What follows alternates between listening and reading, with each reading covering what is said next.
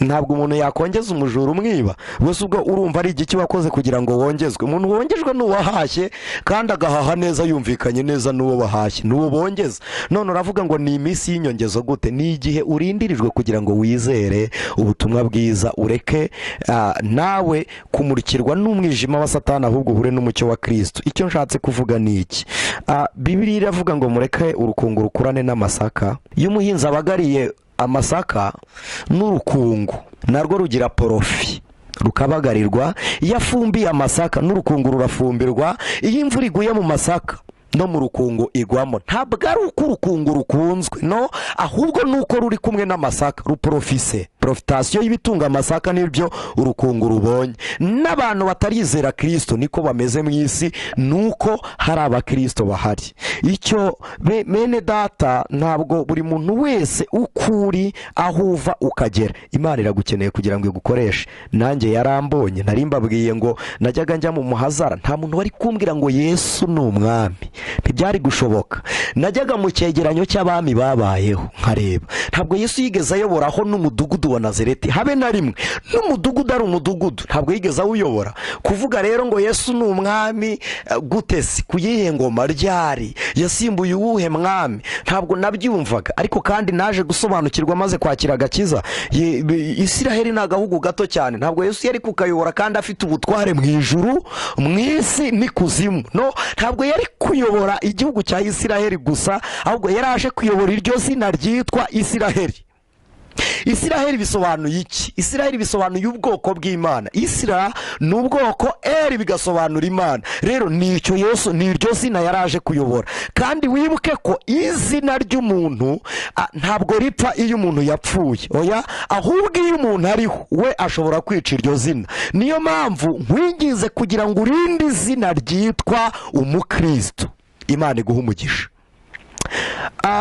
Nakoreshaga amagambo atatu. Rimwe muri byo ni ijambo Yesu yabwiye umujura ari ku musaraba, igihe umujura yamubwiraga ngo nugera mu bwami bwawe uzanyibuke. Uyu mujura ashyizeho igihe, bivuze ngo Yesu yari butinde kugerayo, ariko kugira ngo Yesu amwereke ko ubwami yabugezemo, yaramubwiye ngo ndakubwiza ukuri ko uyu munsi turi bubane muri paradiso. Amubwiye uyu munsi, ariko ajya kumara iminsi 3 mu mva. Iryo jambo narikoreshaga mpakana ko Yesu atigeze amara iminsi 3 mu mva, atigeze anaba umwana w'Imana, atigeze ahabwa n'ubwami n'ubutware mu ijuru rya Data wa twese Imana ihoraho. Ariko kandi bwari ubuyobe. Shimiye Imana ko itazamura ibyo nakoreye i Babuloni, kuko uyu munsi ndi Yerusalemu, kandi shimye Imana kubw'umuhamagaro wayo wera. Hanyuma irindi jambo rya kabiri nakoreshaga ni ijambo rivuga ngo Yesu niwe mfura yo kuzuka. Imfura bisobanuye iki? Bivuze uwavutse mbere. Niba Bibiliya ivuze ngo niwe mfura yo kuzuka, naratekerezaga nkumva Bibiliya iravuze ngo niwe wazutse mbere y'abandi. Najyaga mu gitabo cy'abami ngasoma umugabo bataye ku magufwa ya Elisa akazuka akiruka.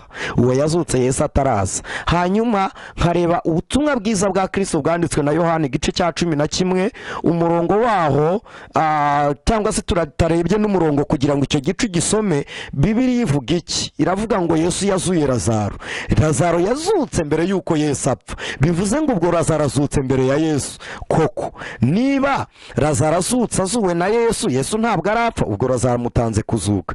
Niki gituma Bibiliya ivuga ngo niwe mfura mu bazutse? Ayo magambo narayakoreshaga mburana n'abakristo. Abenshi muri bo bataramenya ukuri kw'ijambo ry'Imana bahindukaga abasilamu, nkabatoza shahadu. Shahadu ni ukumanika akagatoki umunyarwanda yita mukubita rukoko, hanyuma nkagutoza ugasubiramo indahiro, ukemera kwizera nka Muhammad intumwa y'Imana, hanyuma ukemera ko Imana ari imwe rukumbi. Kandi koko niko nanjye uyu munsi nkibyizera muri Kristo Yesu. Imana ni imwe pe. Hanyuma ahubwo ngo ijambo ryagerekwagaho ngo ntibyara ntibyarwa. Mu myemerere y'umuntu ntabwo ushobora kumenya ubushobozi bw'Imana. Icyo Abarabu bita la ilaha illallah cyangwa se Allah illallah, bivuze ngo ni Imana itabyara ntibyarwe, nibyo muri kamere ya muntu ntushobora kubimenya. Ariko ijambo ryayo rirambwira ngo yatubyaye itubyarishije ijambo ryayo. Haleluya! Twe turi abana b'Imana. Niyo mpamvu ubutumwa bwiza Yohana yanditse igice cya mbere umurongo wa 12 yaravuze ngo aba bamwemeye bose bakizera izina rye yabahaye ububasha n'ubushobozi bwo kuba abana b'Imana. Nguko kwakira umwana w'Imana. Iyo umufite muri wowe umaze kwizera ko yapfuye akazuka agahabwa ubutware n'Imana Data wa twese uri mu ijuru, nguko kwakira umwana w'Imana, nibwo uba ufite na se. Imana ibaha umugisha. Irya gatatu nakoreshaga ryari ijambo rivuga ngo Yesu yamaze iminsi 3 mu gituro. Koresha ubwenge butekereza duteranye. Yapfuye kuwa gatanu isaha ya 9, azuka mu rukerera rwo ku cyumweru. Kuwa gatanu 9 kugera mu rukerera rwo ku cyumweru ntabwo iminsi 3 yuzuye, nuba rurasanga ituzuye. Ariko niki gituma Bibiliya ivuga ngo yamaze iminsi 3 mu gituro? Uko niko kuri. Kandi kubwira umujura ngo uyu munsi turi bubane muri paradiso niko kuri. Kuvuga ngo niwe fura mu bazutse niko kuri. Ijambo rivuga ngo niwe fura mu bazutse, uyu Lazaro Yesu yazuye, Lazaro yarongeye ahura n'urupfu, n'uyu munsi ntarakabona umuzuko. Uyu mugabo waguye ku magufwa ya Elisa akazuka yarongeye ahura n'urupfu, n'uyu munsi ntarakabona umuzuko. Ariko Yesu ageze mu rupfu yararutegetse, abonamwe ubutwari, azura n'abari barapfuye, abera bari bakingiraniwe mu bituro barazuka. Yesu ni muzima kuva uyu munsi ukibyumva kugeza iteka ryose, ariho kandi azahoraho. Uyu Kristo Yesu uri uzahoraho. Niyo mpamvu Bibiliya ivuga ngo uri muri nge aruta uri muri mwe. Nubwo yabwiraga ab'isi, arongera aravuga ngo kandi unyizera naho yaba yarapfuye azongera abeho. Niki gituma avuga ngo unyizera naho yaba yarapfuye azongera abeho? Nuko ari we kuzuka, niwe buzima. Iyo ufite iri zina rya Kristo ugakorera mu izina rya Yesu, iri zina ntiripfa. Iyo rigeze mu rupfu rikomeza kubaho. Iri zina ntiripfa. Iyo rigeze mu ntambara rikomeza gutsinda. Iyo riciye mu muriro ubwaryo naryo ni umuriro. Mwibuke bene data basangira ngendo, abo twaboranye mu idini, hari abo twiganye muri Somalia, hari abo twiganye wenda n'ahandi muri Palestina, hari abo twakoranye ingendo za hija, hari abo twabanye mu ngendo zitandukanye, hari abo twabanye mu bikorwa bitandukanye. Mwibuke Muhammad sallallahu wasallam ajya gupfa yaravuze ngo mujye munsabira amahoro n'umugisha. Kandi mwibuke ko amahoro umuntu yakeneye n'utayafite. Ntabwo wasaba umwenda wambaye, nta nubwo wasaba umunyu ufite, ntiwasaba isukari ihari, ntabwo wasaba umwuka kandi uhumeka. Gusaba ikintu ubwo usabye ikidahari. Yaravuze ngo mujye munsabira amahoro n'umugisha. Mwibuke amaze kuzana umugore witwaga Zainabo, yavumwe n'abantu benshi. Arongora akana kitwaga Aisha, kari gafite imyaka 6 gapfa kagize imyaka 9. Yaravumwe, abantu benshi baramuvuma. Mwibuke bene data basangira ngendo twabanye mu idini ya Isilamu, mwibuke ko hari n'abavugaga ngo yararozwe. Qur'an irabivuga. Ntabwo wapfa kumva amahoro aturuka muri Kristo ugifatira urugero ku isi, no. Niba umuntu agera ubwagera akavuga ngo mujye munsabira, ubwo atakaje imbaraga nawe ubwawe, ntabwo kugusabira bimworoheye. Ariko Kristo yaravuze ngo unyizera naho yaba yarapfuye azongera abeho. Aranavuga ngo ninge nzira n'ukuri n'ubugingo, ntaho uzigera ajya kwa Data, haleluya, atari ngewe umujyanye. Umunsi umwe twigeze twajya mu irushanwa, ari kumwe n'abagabo bamwe, Imana ibaha umugisha, kandi mu butumwa barahiriye gutanga. Abagabo bagira ishyaka mu idini ya Isilamu, Imana ibaha umugisha kandi ibagure, ibahe n'intekerezo ziruta izo mutuye mufite. Twigeze twarara muri hoteli muri Kenya ahitwa Nakuru, nakira agakiza. Nari umwana nitwaga Abdulkarim bisobanuye umugaragu wa Nyirimpuhwe. Nari umwana ugira ishyaka cyane, nababwiye ukuntu naburanaga n'abakristo. Ariko mwene data, ubundi w'Imana itaraterura agira ngo araremera. Yesu iyo agufashe umenya ikiganza kigufashe icyo ari cyo.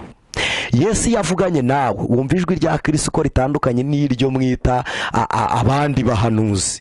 Iyo Yesu agufashe wumva ko bitandukanye n'undi muntu wigeze agufata. Kristo agufatana imbaraga zikomeye, kandi imbaraga za Kristo zirakiza, zitanga ubuzima n'ubugingo. Nakira agakiza nari ndyamye ndasinzira, ndota marayika w'Imana aza nkuraho nari ndyamye, anyambutsa umugezi mwiza nabonaga imbere yanjye, amagarika kwibuye mu ishyamba ryiza. Buri giti cyari kiri muri iryo shyamba mbabwira cyari gifite imbuto zitandukanye n'izikindi. ndebye ibyo biti ndanezerwa, mbaza marayika ngo hano munzanye ni hehe? arambwira ngo ni mu ngobyi ya Edeni. Mwibuke bene data, Edeni ntabwo imyemerere yacu y'idini nari ndimo ya Isilamu ntabwo yemera Edeni. Nahise numva ari marayika undwanya, ari ijini rindwanya mu cyitwa amajini. Ntangira kujya impaka ndamubwira ngo ubwo ari mu ngobyi ya Edeni nyereka igiti cy'ubugingo. Mwijwi rituje marayika w'Imana ntiyikanga kuko ntawe umurwanya, Imana yacu ntineshwa. Aransubiza arambwira ngo ubugingo ntibuba mu giti, ubugingo buba mu bizera Kristo. Bivuze ngo ubwo yarahakanye ko nta Kristo mfite, ahakana ko nta n'ubugingo nzigera ngira. Arambwira ngo ubugingo ntibuba mu giti.